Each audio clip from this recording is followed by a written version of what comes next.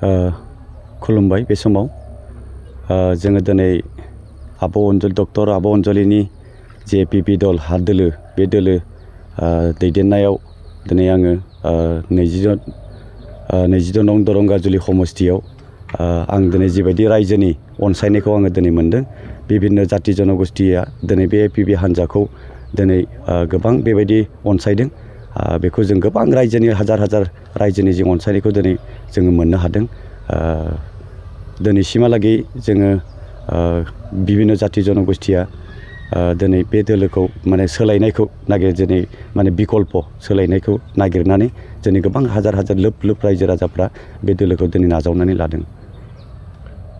बेसेबांसो भट मोनगोन नोंथां? आङो दिनैनि तारिखाव दिनै 20,000सो भट आङो मोननो थांगासिनो दङ मानोना बेयाव बेंगलि माइनरिटि आदिबासि बर' भट गासैनि जातिनिफ्रायबो आं दिनै भटखौ मोनगोन बे आंहा मोनसे फोथायनाय दङ। नोंथांनो मानि सावगारियाव होनांगौ? आंनि सावगारिया जाहैबाय दाम्पारनि सावगारियाव भटखौ होनानै देरहाहोगोन बेखौ आं मिजिंथिदों। नोंथांनि फेक्टरा सोर जागोन? आंनिथ' फेक्टर आं दिनैनि तारिखाव दा बेयाव BPF थाबाय BJP थाबाय UPPL थाबाय आंजोंथ' दा फेक्टरा UPPLआनो आंजों बेबायदि मोनसे कन्टेस्टआव फैगोनखौ आं नुहुरदों बर्थमान। थेवबो नोंथांखौ फेजेननो हानाय नङा? आंखौथ' दिनैनि तारिखाव फेजेननो हानाय बेबायदि गैया मानो होननानै बुङोब्ला दिनै जिबायदि रायजो राजाफ्रा नाजावनानै लादों डक्टर आब' अनजलिनि दैदेननाय जिथु एपिपि हान्जाखौ रायजो राजाफ्रा माने बिपुल मोनसे सोलायनाय बे सोलायनायखौ रायजो राजाफ्रा नागिरदों। थारैनो एपिपि दोलोआ सरकाराव फैगोन नामा बेबाराव? जों सरकाराव फैयाब्लाबो जों मोनसे किं मेकार बेबायदि जों नुहुरदों। जों दा 25 समस्तियाव जों होदोंमोन सासेयाव उइथड्र खालामदों दा बर्थमान 24 समस्तियाव सोलिबाय थादों आरो मोनफ्रोमबो समस्तियाव जोङो दिनै मिथिनाय बायदिब्ला जोङो एपिपि हान्जाया दिनै गोबां सिटआव जों देरहानो थांगासिनो दङ।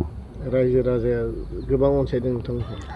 100% गोबां अनसायदों नोंथांमोनाबो नुगासिनो दङ लोब लोब फैदों रायजो राजाफ्रा मोनफ्रोमबो मिटिङाव रायजो राजाफ्रा माने जोंनि नुनायाव जोंनि मिथिनायाव मोनफ्रोमबो मिटिङाव रायजो राजाफ्रा लोब लोब फैनानै जोंखौ सापर्ट खालामदों अनसायदों। एपिपि दोलोनि थांखि आरो नोजोरा मा?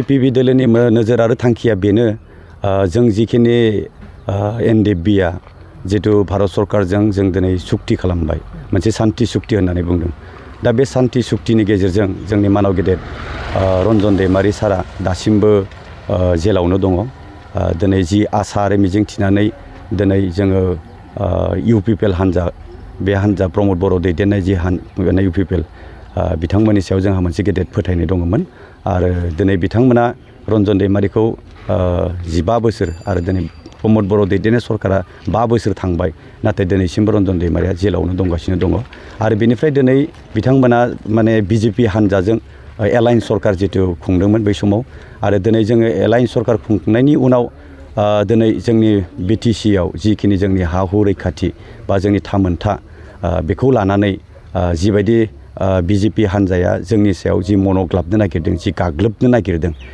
बे हा हुखौ जों रैखाथि होनांगोन जोंनि ट्राइबेल बेल्ट ब्लक आरो जों थै जिउ होनानै मोननाय जि 6 सिडुल दा बेफोरबायदिखौ दिनै BJP सरकारा जिबायदि जोंखौ माने होखारनो नागिरनाय बा बेखौ मोनसे जोंखौ ओरैबायदि मोनसे नासयनो नागिरनाय दा बेनिफ्राय जों उदां खालामनो थाखाय बे गासै थांखि बिथांखि लानानै जों दिनै एपिपि हान्जाखौ जों दानाय जादों।